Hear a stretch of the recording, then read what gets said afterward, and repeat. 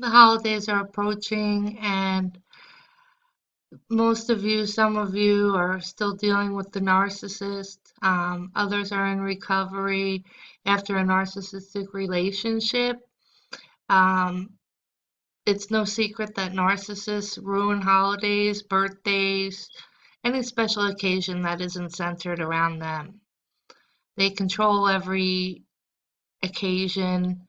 They manipulate every person and event that's going to take place to suit themselves. They really don't care about anyone around them, whether they're a blood relative, acting like a friend, whether it's your husband or wife.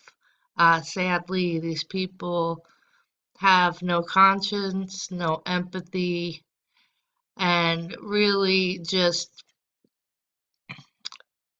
have to suck up as much supply as they can from the people around them. So, what does that mean? Um, as long as you're playing along with their agenda, and there always is an agenda, things will be fine. But the moment that you start to speak truth to them, these people don't like truth, uh, the boat's going to rock a little bit because they're unable to be truthful with themselves in any way, shape, or form. And that's what the narcissist is. They wear a mask, and they wear different masks for different people. They're very chameleon-like. They can change into any character at a moment's notice, and they're excellent actors. Anyway, back to narcissistic abuse and the holidays. They make sure that they ruin your holiday, your birthday. They don't typically buy gifts or acknowledge your birthday. Um, if the holidays are coming, don't expect any input from them or any kind of help to come from them. You'll end up doing everything, waiting on them, basically hand and foot. That's usually how it goes. Or they'll do their best to pick a fight or make things unpleasant, or just recoil altogether, act disinterested, reach, detract from the event by brooding or staying in the room, not coming out, and mixing with other people. And all of this is to punish you. It's to make you uncomfortable, to keep you off balance at all times, because they must control you. If you're in a close relationship with a narcissist, they want to control every single thing about you, how you feel, um, events that take place, the feelings of sadness and anger or disgust afterwards, frustration. That's for sure. They definitely want to keep you frustrated as long as possible, or constantly, and off balance constantly.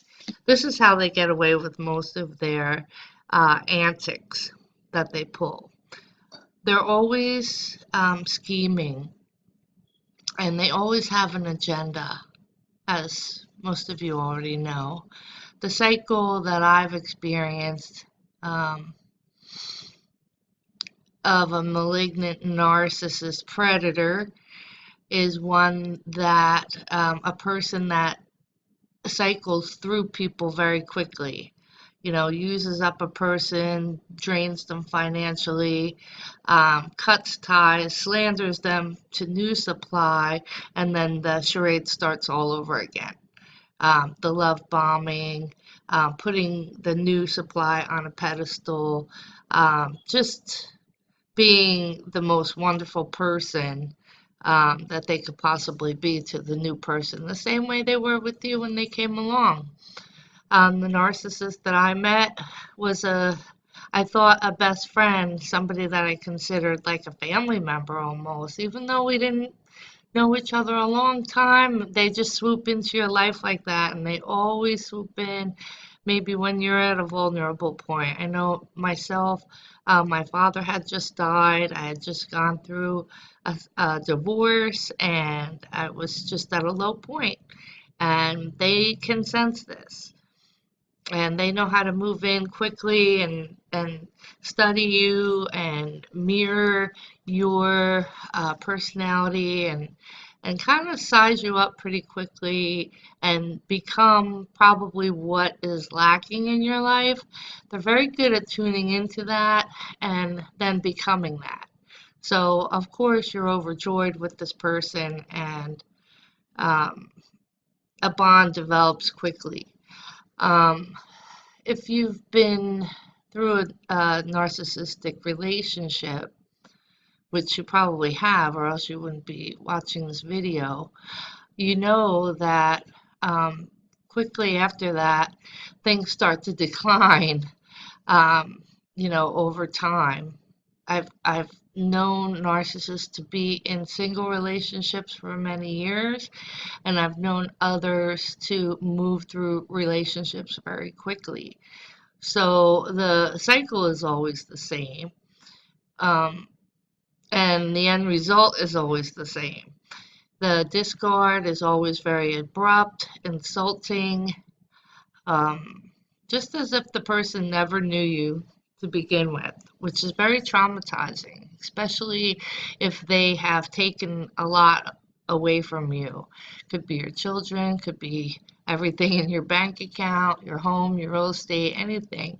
They're big liars and thieves, and they are truly mentally disturbed people that are evil. They're definitely evil, and there is a spiritual element to that as well, which we can get into later in other videos. But you're not alone. There's plenty of information out on the internet about narcissistic abuse.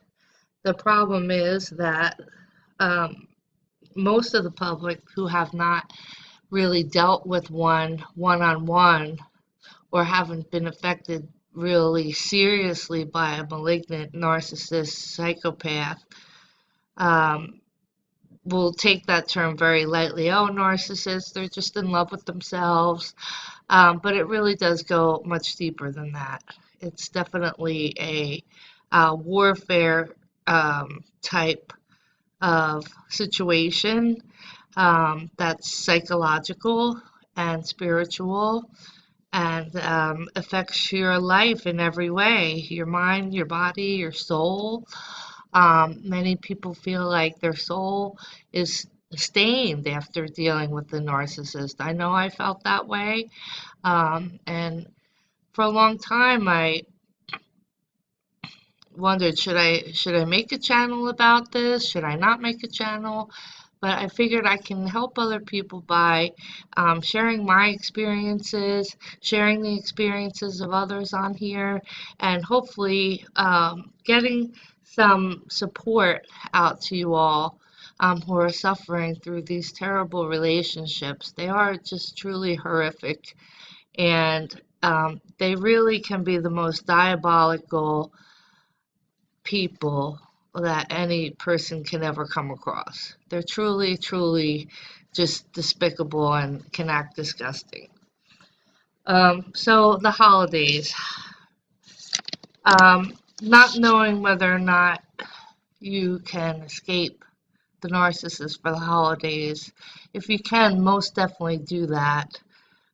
Go out to a public place. There's plenty of things to do out in public, even movies or ice skating or going to see holiday festivities, going to maybe see friends if possible.